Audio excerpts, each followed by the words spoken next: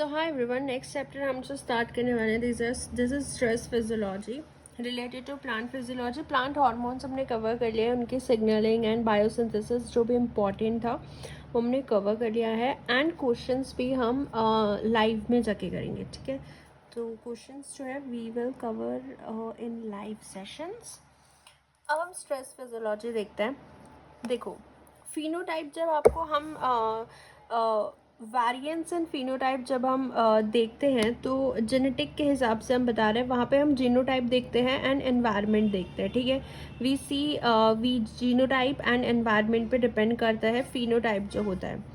Mendel ने देखा था टीटी जीनोटिपिकली टॉल था, लेकिन अगर हम उसको हार्श और ड्रॉट कंडीशन में ग्रो करें सो जो टीटी होता है वो फिनोटिपिकली डॉर्फ देखने को मिलता है, यानी कि एनवायरनमेंट भी अफेक्ट कर रहा है उसके जो फिजिकल उसका अपीयरेंस होता है उसको।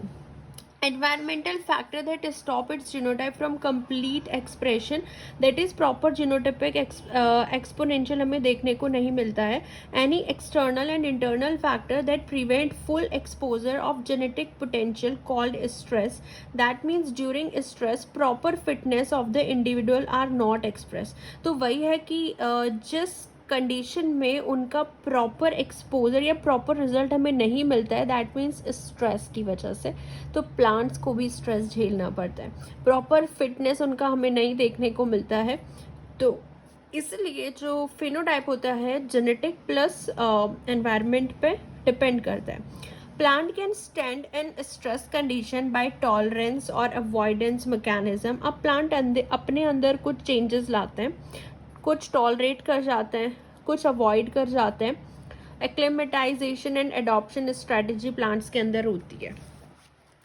जैसे एक्लेमेशन होता है, जैसे कि कोई टेम्परेरी चीज़ है, मतलब थोड़े टाइम के लिए वो चीज़ उनको अडेप्ट करनी है, ये टेम्परेरी होता है।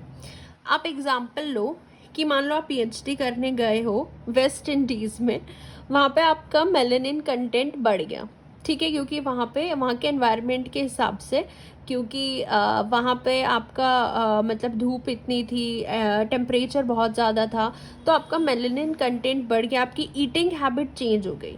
बट जैसे ही आप वापस इंडिया आओगे तो आप कुछ सालों के बाद आप नॉर्मल हो जाओगे, जो कि आपका नॉर्मल कलर था या नॉर्मल हैबिट आप वापस से अपनी ले लोगे। इसका मतलब है कि ये टेम्परेरी होता है, यानी कि हम बैक जा सकते हैं कि आप तो वहाँ पे एक्लेमेटाइज कर गए। एक्लीमेशन हम तब बोलते हैं। इवॉल्व होता है बहुत जल्दी, नॉन जेनेटिक होता है, नॉन हेरिटेबल इनहेरिटेबल होता है, रिवर्सिबल होता है एंड नॉन इवोल्यूशनरी होता है। एडेप्टेशन का मतलब होता है, एडॉप्टेशन का मतलब होता है कि permanent time taking process. Genetic inheritable होता है, इवॉल्व होता है आफ्टर लॉन्ग टाइम। इसके कम्प्लीटली अपोजिट कि आप पूरा अब आप वापस नहीं आ सकते, कम्प्लीटली आपने अडॉप्ट कर ली वो चीज़ें, ठीक है। और ये वॉल्यूशनरी प्रोसेस होता है, ये हम इकोलॉजी में भी पढ़ चुके हैं। उसके बाद हम देखते हैं स्ट्रेस। देखो कुछ होता है एबायोटिक स्ट्रेस, एबायोटिक स्ट्रेस में हमारा क्लाइमेटिक स्ट्रेस आ जाता है। बायोटिक स्ट्रेस में हर्बीवोर्स या पैथोजन से रिलेटेड जो स्ट्रेस होता है वो आता है। बायोटिक मतलब बायोलॉजिकल ऑर्गेनिज्म से याद रखो, जैसे पैथोजन हो गया, हर्बीवोर्स हो गया।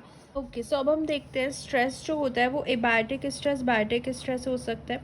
एबायोटिक क्लाइमेटिक स्ट्रेस से रिलेटेड होता है, जैसे temperature, salinity stress, water stress आ गया। टेम्परेचर में भी low temperature, high temperature, heat stress आ गया। लो टेम्परेचर में चिलिंग, फ्रीजिंग, ये सब चलता है। सैलिनिटी स्ट्रेस होता है। वाटर स्ट्रेस में ड्रॉट कंडीशन आ गई, फ्लड आ गई। सो ये सारी चीज़ें जो हैं डिपेंड करती हैं सॉइल की टोपोग्राफी जो है एंड पीएच क्या है, ये सब चीज़ें अफेक्ट करती है। ये बायोटिक स्ट्रेस हम इसको बोलते हैं क्लाइमेटिक स्ट्रेस।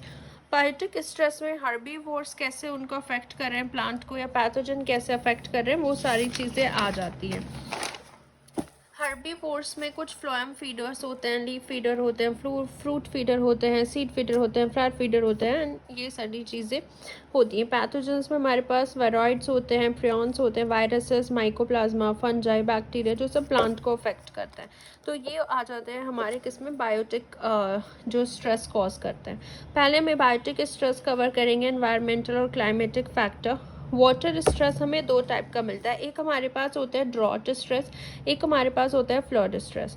देखो ड्रॉट स्ट्रेस का मतलब है कि ड्रॉट जब सूखा पड़ जाता है, अगर प्रेसिपिटेशन इनसफिशेंट हो रही है, बारिश नहीं हो रही है, वाटर की डिमांड जो है, प्लांट जितना उसको पानी चाहिए उतना नहीं मिल रहा है, प्रॉपर ग्रोथ नहीं हो रही है, डेवलप नहीं हो रहा है प्लांट, सो प्लांट जो है फिर बहुत सारे मैकेनिज्म अपने अंदर डेवलप कर लेता है ड्रॉट स्ट्रेस से बचने के लिए। रेजिस्टेंस मैकेनिज्म उसमें से पहला होता है। ऐसे ही फ्लड स्ट्रेस, जैसे जब बाढ़ आ जाती है, जब पानी बहुत ज़्यादा हो जाता है, तो उस टाइम पे जो है आप देखते हो ना कि जब भी आप कोई सॉइल देखते हो, जब बहुत ज़्यादा पानी हो जाता है तो हम उसको जो खुरपा होता है, ओके, वी यूज़ इट, तो हम उसको यूज़ करते हैं उस माटी को अच्छे से करने के लिए, सॉइल को हम अच्छे से मिक्स कर देते हैं, उससे हम करते हैं। तो वो चीज़ हम करते हैं जो कि रूट अच्छे से रेस्पिरेशन कर सके, उस चीज़ का ये महत्व होता है कि ताकि जो रूट्स हैं वो अच्छे से रेस्पिरेशन अपना कर सके। तो इसलिए वो चीज़ हम करते हैं जब बहुत ज़्यादा पानी हम उसको दे देता है, उस कंडीशन में पानी जब ज़्यादा हो जाता है, यानी कि असेंशियल न्यूट्रिएंट्स जो होते हैं सॉइल में वो अच्छे से मिक्स हो जाते हैं, रीमिक्स हो जाते हैं, एंड रूट्स भी अच्छे से रेस्पिरेशन कर सकते हैं। सो वो चीज़ हम करते हैं, इसको हम प्लगिंग बोलते हैं, प्लगिंग ऑफ सॉइल। तो इज़ डन फॉर एरेशन, यानी कि which is a basic need of root respiration, ठीक है। उसके बाद देखो रेजिस्टेंस मैकेनिज्म प्लांट डेवलप करता है। अब रेजिस्टेंस मैकेनिज्म में कौन कौन सी चीज़ें जो है प्लांट अपने अंदर डेवलप करता है। पहला आप देखते हो desiccation postponement. Desiccation postponement ability, जैसे कि आप कैंप प्लांट देखे हो, जिससे जितने भी ये हम एलोवेरा के प्लांट्स देखते हैं, जो उस कंडीशन में होते हैं, जैसे राजस्थान वगैरह में हम देखते हैं जहाँ पे पानी की कमी होती है, तो वो अपना डेसिकेशन पोस्टपोन कर देते हैं। जैसे कैंप प्लांट का एग्जाम्पल लेते हैं, ability to maintain tissue hydration in droughtful condition, तो अपने टिश्यूज़ वगैरह को वो हाइड्रेट करने के लिए, ठीक है, तो उनके अंदर वो एबिलिटी आ जाती है। तो वो desiccation postponement is the first resistant mechanism जो वो अपने अंदर डेवलप कर लेते हैं प्लांट्स।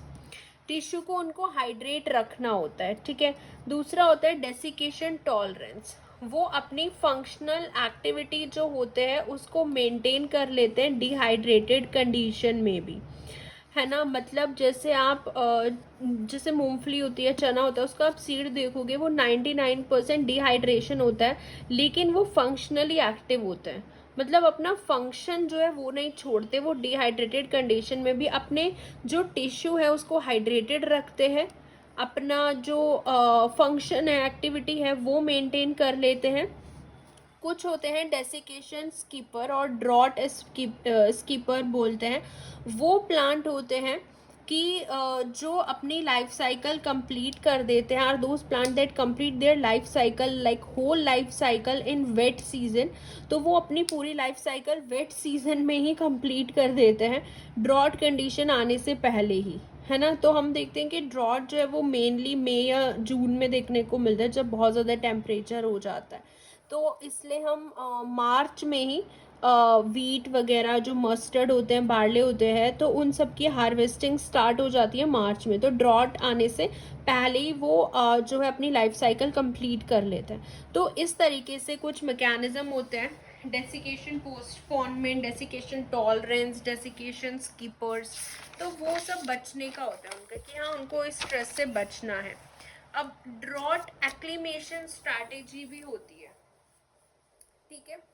ड्रॉट एक्लिमेशन स्ट्रैटेजी देखते हैं हम क्या होती है, यानी कि वो छोटे टाइम के लिए, थोड़े टाइम के लिए कुछ अपने अंदर चेंजेस लाते हैं। ड्रॉट कंडीशन में इथाइलिन का बायोसिंथेसिस बढ़ जाता है जब ड्रॉट कंडीशन होती है, जिससे लीफ एब्सिशन होता है, तो इसलिए लीफ एब्सिशन अगर होगा तो वहाँ पे कोई भी ट्रांसपिरेशन नहीं होगा, क्योंकि लीफ तो नीचे गिर जाएंगी, तो ट्रांसपिरेशन ही नहीं होगा, नो ट्रांसपिरेशन, वाटर लॉस ही नहीं होगा लीफ का, क्योंकि लीफ तो नीचे गिर जाएंगी, एब्सेशन हो जाएगा लीफ का। इथाइलिन की इसलिए बायोसिंथेसिस बढ़ जाती है ड्रॉट कंडीशन में, क्योंकि वो लीफ एब्सेशन करा देते हैं, तो ट्रांसपिरेशन लॉस से प्लांट बच जाता है।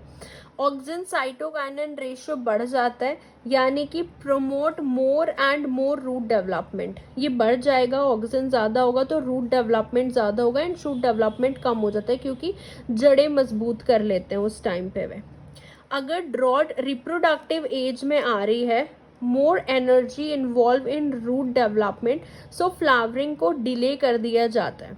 रिप्रोडक्टिव एज में अगर ड्रॉट आ जाती है, क्योंकि रूट डेवलपमेंट में ज़्यादा एनर्जी इन्वॉल्व हो जाती है ड्रॉट कंडीशन में, इसलिए फ्लावरिंग डिले हो जाती है। ड्रॉट ड्यूरिंग रिप्रोडक्टिव कंडीशन बहुत डेंजरस होता है and become maximum energy supply for root development, so fruit और फ्लावरिंग को डिले कर दिया जाता है, क्योंकि उस टाइम पे हमारी पूरी एनर्जी रूट डेवलपमेंट में लग जाती है। जो एब्सिसिक एसिड होता है हार्मोन, वो भी बढ़ जाता है, क्योंकि ये स्टोमेटा क्लोजर को फेवर करता है। ए बी अगर बढ़ेगा तो स्टोमेटा क्लोज रहेंगे, तो वाटर लॉस जो है वो कम होगा, प्लांट के टिश्यू भी हाइड्रेटेड रहेंगे। क्यूटिकल डेवलपमेंट बढ़ जाता है, वो थिक हो जाता है, तो इसलिए वाटर लॉस कम हो जाता है। तो ये कुछ एक्लेमेटाइजेशन स्ट्रैटेजी प्लांट अपने अंदर डेवलप कर लेता है ना, मतलब रूट डेवलपमेंट बढ़ा लेगा, प्लस इथाइलिन बायोसिंथेसिस बढ़ जाएगा, जिससे लीफ एब्सेशन हो जाएगा, इस तरीके से। दूसरा हमने देखा कि फ्लड स्ट्रेस जब आ जाता है, फ्लड कंडीशन में जब बहुत ज़्यादा पानी दे देते हो प्लांट को, प्लांट के लिए तो वो बाढ़ ही है ना, अगर आप उसको बहुत ही पानी दे रहे हो ज़्यादा। हाइपोक्सिया कंडीशन डेवलप्ड हो जाती है। हाइपोक्सिया मतलब होता है ऑक्सीजन का लेवल कम हो जाता है। देन अगर लॉन्ग टर्म के लिए ऑक्सीजन का लेवल कम हो जाए तो एनॉक्सिया हो जाता है, जब कंप्लीट एब्सेंस हो जाता है ऑक्सीजन का। सो फ्लडेड सॉइल में जब हमारी जो सॉइल है वो पानी उसमें बहुत ज़्यादा है, सॉइल के जो माइक्रोपोर्स होते हैं ना, वो वाटर से भर जाते हैं, तो इनिशियली उसमें हाइपोक्सिया की कंडीशन आ जाती है एंड बाद में एनॉक्सिया डेवलप हो जाता है, यानी कि एनारोबिक एनवायरनमेंट हो जाएगा, ऑक्सीजन नहीं होगा वहाँ पे। अंडर एनारोबिक कंडीशन में एनारोबिक बैक्टीरिया एक्टिवेट हो जाते हैं, तो वो क्या करते हैं, जो बहुत से मेटल होते हैं ना सॉइल में, उनको रिड्यूस करना स्टार्ट कर देते हैं, और जैसे ही जो रिड्यूस मेटल्स होते हैं वो इजीली एब्जॉर्ब हो जाते हैं प्लांट से एंड मिनरल टॉक्सिसिटी कॉज हो जाती है, क्योंकि रिड्यूस मेटल प्लांट एब्जॉर्ब करेगा, जिसकी वजह से मिनरल टॉक्सिसिटी डेवलप्ड हो जाएगी। जैसे आयरन है, ये रिड्यूस्ड फॉर्म हो गया इन सब की, है ना, तो ये मोर रिड्यूस्ड फॉर्म में होंगे, तो ये प्राइमरी इफेक्ट होता है जब फ्लड आती है या ज़्यादा हम पानी डाल देते हैं, हाइपोक्सिया एनॉक्सिया की कंडीशन उसमें डेवलप्ड हो जाती है। सेकेंडरी इफेक्ट जो होता है, रेस्पिरेशन उसका कम हो जाता है, एटीपी प्रोडक्शन कम हो जाएगा, रेस्पिरेशन कम हो जाता है, तो फर्मेंटेशन प्रोसेस जो है वो बढ़ जाएगा, यानी कि आरओएस रिएक्टिव ऑक्सीजन स्पीसीज का लेवल बढ़ जाएगा, जो कि बहुत ही ज़्यादा हार्मफुल होती हैं। तो ये सेकेंडरी इफेक्ट होता है। Primary effect hypoxia and anoxia condition developed हो जाती है। अब हम इससे बचने की भी कुछ स्ट्रैटेजी होती है, फ्लड स्ट्रेस से बचने के लिए एक्लेमेटाइजेशन एंड अडॉप्टेशन स्ट्रैटेजी जो होती है। जो हाइड्रोफाइट्स होते हैं वो एरन काइमा डेवलप कर लेते हैं एयर चैम्बर, जहाँ पे वो ऑक्सीजन को स्टोर करके रख सकते हैं। एयर चैम्बर हमने अभी हार्मोन वाले में पढ़ा था, ये इथाइलिन डेवलप कराता, इथाइलिन हेल्प करता है एयर चैम्बर फॉर्म करने में। ये हमने उसमें देखा था जो terror of Bengal water hyacinth में होता है एयर चैम्बर, तो ये एयर चैम्बर बना देते हैं जिससे ऑक्सीजन स्टोर हो जाए, या एरन काइमा ऑक्सीजन के ट्रांसपोर्ट के लिए, जिससे लोटस में हो जाते हैं। हाइड्रोफाइट्स में ही जो स्टेम क्यूटिकल है वो एब्सेंट होती है एंड क्लोरोफिल जो होता है वो एपिडर्मिस में बढ़ जाता है। ठीक है, तो ये हो जाता है, स्टेम का क्यूटिकल जो है वो एब्सेंट हो जाता है एंड वो कम हो जाता है, एंड क्लोरोफिल जो है वो एपिडर्मिस में बढ़ जाएगा। It also activate lactate dehydrogenase enzyme and trigger acidic fermentation. Lactate dehydrogenase enzyme active हो जाएगा, जिसकी वजह से acidic fermentation भी होने लग जाती है। ठीक है, तो ये सब कुछ acclimatisation and adaptation strategy floral stress को लेके है। अगर हम टेम्परेचर स्ट्रेस की बात करें, is the most important climatic factor होता है प्लांट ग्रोथ एंड डेवलपमेंट के लिए। पहले हम कोल्ड स्ट्रेस देखते हैं जब टेम्परेचर कम हो रहा होता है, ठीक है, लो टेम्परेचर स्ट्रेस। इसमें चिलिंग आ जाता है सबसे पहले कि लो टेम्परेचर होता है लेकिन इनफ नहीं है, not enough flow for ice crystal formation, ठीक है। तो इसलिए मतलब आइस क्रिस्टल नहीं फॉर्म होते हैं, बट हाँ कम टेम्परेचर होता है। फ्रीजिंग का मतलब होता है कि low temperature and ice crystal formation form हो जाते हैं। सो इसलिए जैसे हम फ्रीज़र में देखते हैं कि ऊपर का टेम्परेचर एकदम लो होता है 0 डिग्री, वहाँ पे आइस फॉर्म हो जाता है, बट नीचे नहीं फॉर्म होता है, तो वहाँ का टेम्परेचर बहुत कम है कि वहाँ पे आइस क्रिस्टल फॉर्म हो जाते हैं। आइस का वॉल्यूम लिक्विड वाटर से ज़्यादा होता है, ठीक है, ये तो हमें पता है कि आइस का जो वॉल्यूम होता है is more than the liquid water. तो इफ़ इट फॉर्म आइस, उसका एरिया बढ़ जाता है, उसके अंदर प्रेशर बढ़ जाता है ना। और मतलब अगर हम सेल को देखें, अगर उसके अंदर आइस क्रिस्टल बन जाएंगे, एरिया प्रेशर बढ़ जाएगा, सेल वॉल उसकी ब्रेक हो जाएगी एंड सेल मेम्ब्रेन डैमेज हो सकती है, ठीक है। तो इस तरीके से हम देखते हैं कि अगर आइस फ्रीजिंग अगर हो जाती है उसके अंदर, तो सेल वॉल ब्रेक हो सकती है एंड सेल मेम्ब्रेन डैमेज हो जाती है, फ्रीजिंग स्ट्रेस अगर आता है तो। जैसे प्लाज्मा मेम्ब्रेन में ये हमने देखा था कि लिपिड होता है, बाइलेयर होती है लिपिड के, एंड फैटी एसाइल टेल होता है। हाई टेम्परेचर पे लिपिड जो है वो लिक्विफाइड होना स्टार्ट हो जाता है। हाई टेम्परेचर पे लिक्विड मतलब जो लिपिड है वो बहुत ही ज़्यादा पतला होना स्टार्ट हो जाएगा, एंड लो टेम्परेचर पे लिपिड जो है वो फ्रीज होना स्टार्ट हो जाएगा, सॉलिडिफाइड, तो जिसकी वजह से ट्रांसपोर्ट डिस्टर्ब हो जाते हैं। तो ये हम मेंटेन करते हैं उसके अंदर, क्योंकि लो टेम्परेचर पे हम अनसैचुरेटेड फैटी एसिड जो होते हैं and short fatty acyl chain जो है वो ज़्यादा बनने लगती है लो टेम्परेचर पे। क्योंकि अगर अनसैचुरेटेड फैटी एसिड होगा, हमें उसको फ्रीज होने से बचाना है, और अगर अनसैचुरेटेड फैटी एसिड है और अगर हमारे पास शॉर्ट फैटी एसाइल चेन है, उससे जो है लो टेम्परेचर पे वो लिक्विड फॉर्म बनी रहती है, ठीक है, इसलिए। सो लो टेम्परेचर पे सॉलिडिफाइड होने से हम जो है मेम्ब्रेन रिलेटेड फंक्शन डिस्टर्ब ना हो, तो एक्लिमेटाइजेशन में प्लांट जो है वो शॉर्ट फैटी एसाइल चेन और अनसैचुरेटेड फैटी एसिड बनने लगते हैं। हाँ, तो ये हम पढ़ चुके हैं, ठीक है, सेल वाई में वी ऑलरेडी कवर्ड इट, आप देखना, I mention that video. But हाँ, बस ये आपको ध्यान रखना है कि इस तरीके से प्लांट अपने आप को बचाते हैं उन कंडीशन से। प्लांट भी हम दो टाइप के इस तरीके से देख सकते हैं, एक होते हैं चिलिंग सेंसिटिव प्लांट एंड एक होता है हमारे पास chilling resistant plant. Chilling sensitive plant वो होते हैं जिसमें long chain of saturated fatty acid and high concentration of sterol होती है, चिलिंग सेंसिटिव प्लांट्स। हाँ हाँ, एंड कुछ होते हैं चिलिंग रेजिस्टेंट प्लांट जो होते हैं, ओके कुछ होते हैं चिलिंग सेंसिटिव प्लांट जिनके पास क्या होती है, long chain of saturated fatty acid होगा, यानी कि लॉन्ग चेन है और सैचुरेटेड फैटी एसिड है and high concentration of sterol है, ठीक है, स्टेरॉल की कंसेंट्रेशन जो है वो हाई है, तो वो मेम्ब्रेन जो है इजीली क्या हो जाएगी, सॉलिडिफाइड हो जाएगी, long chain of fatty acid. और जो चिलिंग रेजिस्टेंट प्लांट होते हैं उनके पास क्या होता है, लार्ज अमाउंट ऑफ उनके पास short chain unsaturated fatty acid होता है, यानी कि चिलिंग रेजिस्टेंट में अनसैचुरेटेड फैटी एसिड होती है और शॉर्ट चेन होती है, एंड स्टेरॉल कंटेंट उसमें कम होता है, ठीक है, एंड स्टेरॉल कंटेंट कम होता है, तो इसलिए वो फ्लूइडिटी मेंटेन कर लेते हैं एट वेरी लो टेम्परेचर पे भी। हाँ, वही है कि जो सेंसिटिव प्लांट है वो नहीं मेंटेन कर पाएंगे ना फ्लूइडिटी, बट जो रेजिस्टेंट प्लांट होते हैं वो क्या करते हैं, कम टेम्परेचर आती है, अपने अंदर अनसैचुरेटेड फैटी एसिड और शॉर्ट फैटी एसाइल चेन बढ़ा देंगे, है ना, और स्टेरॉल का कंटेंट कम कर देंगे ताकि वो फ्लूइड मेंटेन रहे, मतलब वो जमे ना, इसलिए उनको हम चिलिंग रेजिस्टेंट प्लांट बोलते हैं, कश्मीर में देखने को मिलते हैं, ठीक है। ओके, ये तो हो गया कि चिलिंग रेजिस्टेंट प्लांट के बारे में।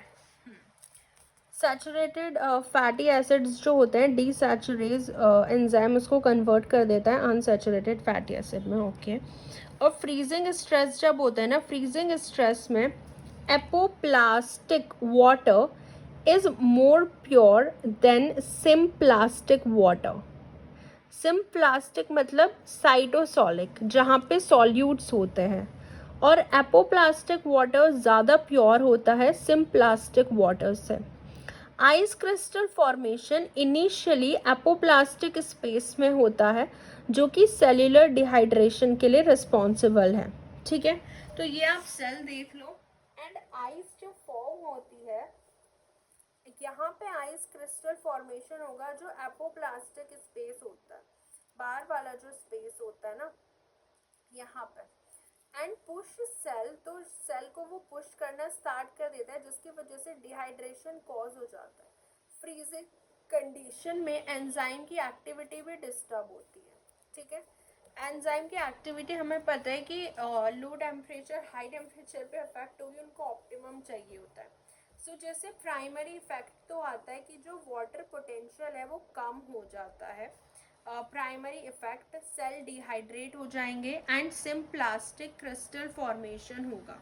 सेकेंडरी इफेक्ट आता है इसके अंदर, लीफ एब्सिशन हो जाएगा, स्टोमेटा क्लोज हो जाएंगे, reduce metabolic activity. So water potential कम हो जाएगा, फ्रीजिंग स्ट्रेस का प्राइमरी इफेक्ट, सेल डिहाइड्रेशन हो जाएगा, सिम्प्लास्टिक क्रिस्टल फॉर्मेशन।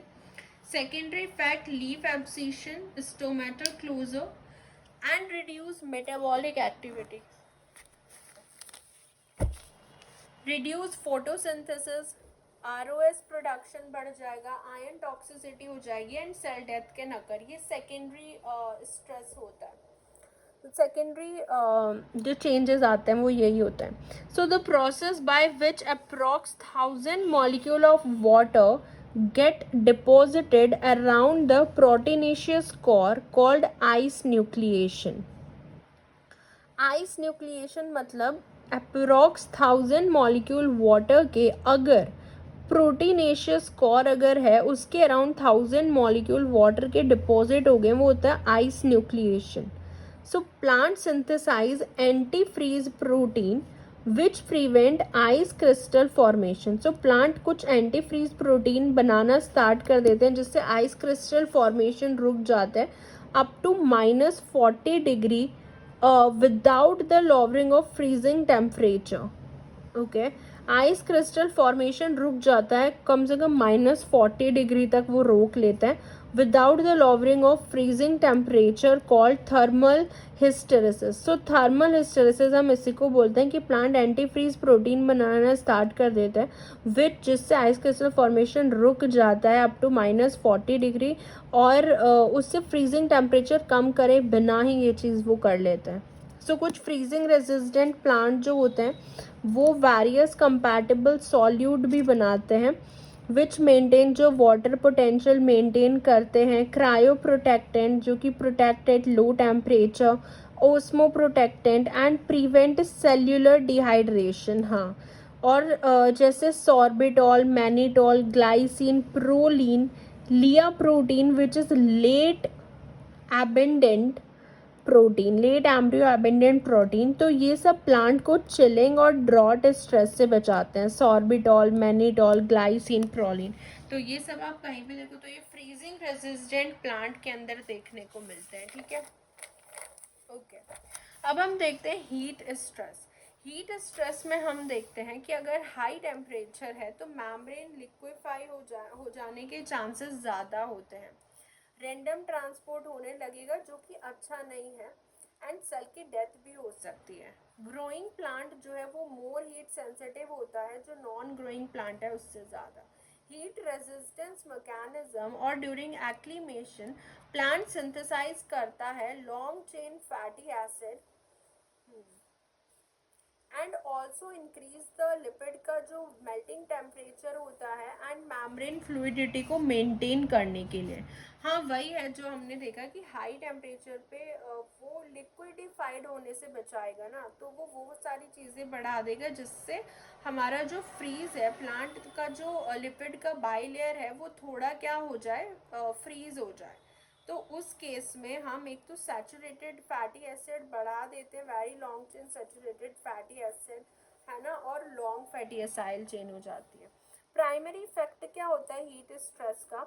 सबसे पहले इसके अंदर मेम्ब्रेन और प्रोटीन क्या होते हैं, वो डीस्टेबलाइज होने लग जाता है। सेकेंड वही है फोटोसिंथेसिस, रेस्पिरेशन रुक जाएगा, आरओएस प्रोडक्शन बढ़ जाता है, सेल डेथ हो जाती है। So during heat stress plant क्या करता है, वो एक्सप्रेशन बढ़ा देता है HSP का, विच इज़ अ हीट शोक प्रोटीन। सो प्लांट हीट शोक प्रोटीन बढ़ा देता है।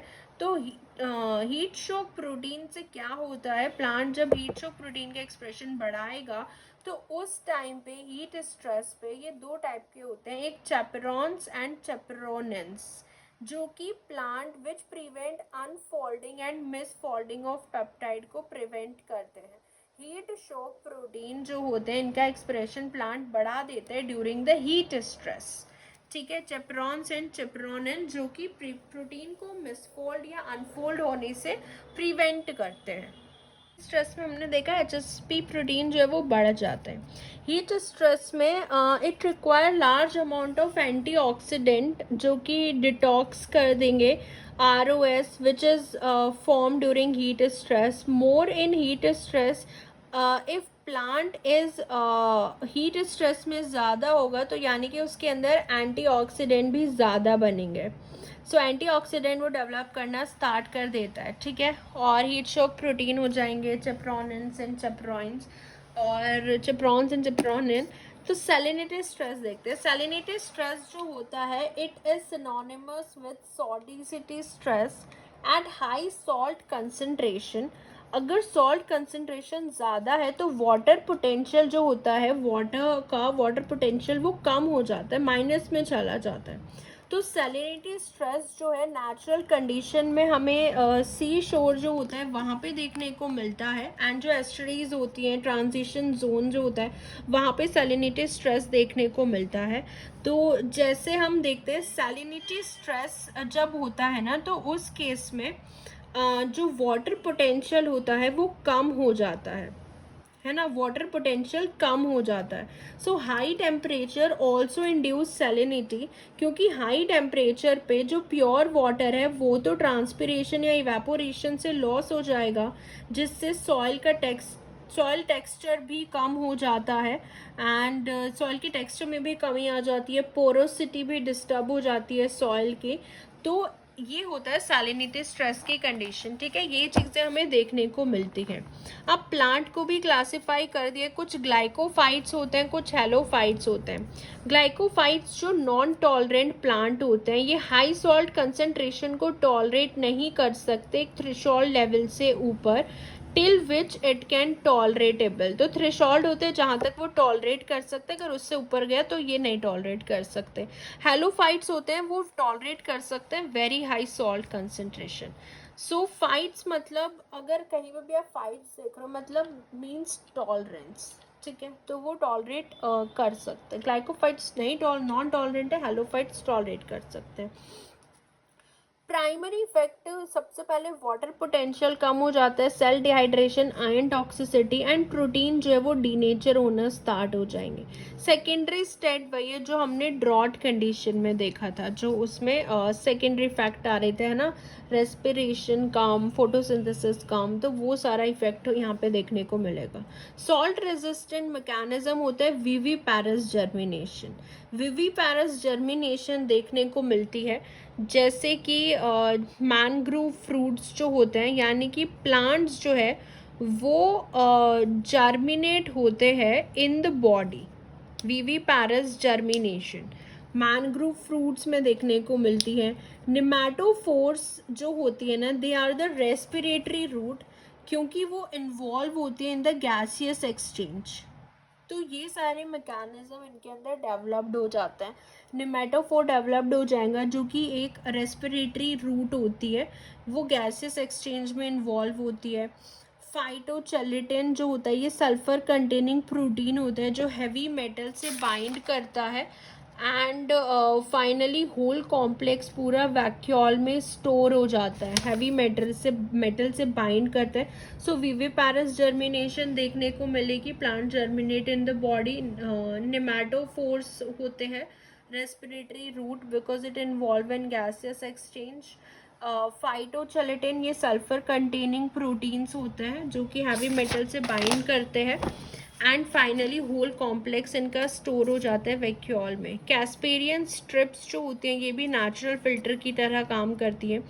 कंपैटिबल सॉल्यूट जैसे ग्लाइसिन, प्रोलीन, सॉर्बिटॉल, बिटानिन ये रिस्पॉन्सिबल होते हैं for the maintenance of continuous uptake of water from the medium because it reduce water potential plant cell cytosol का कम हो जाता है। तो ये कंटिन्यूस वाटर अपटेक मेंटेन करते हैं ये जो कंपैटिबल सॉल्यूट होते हैं। Halophytes having well defined salt exclusion mechanism होता है हेलोफाइट्स के पास जिसकी वजह से वो सरवाइव कर पाते हैं। तो इस तरीके की कंडीशन हो जाती है सैलिनिटी स्ट्रेस में।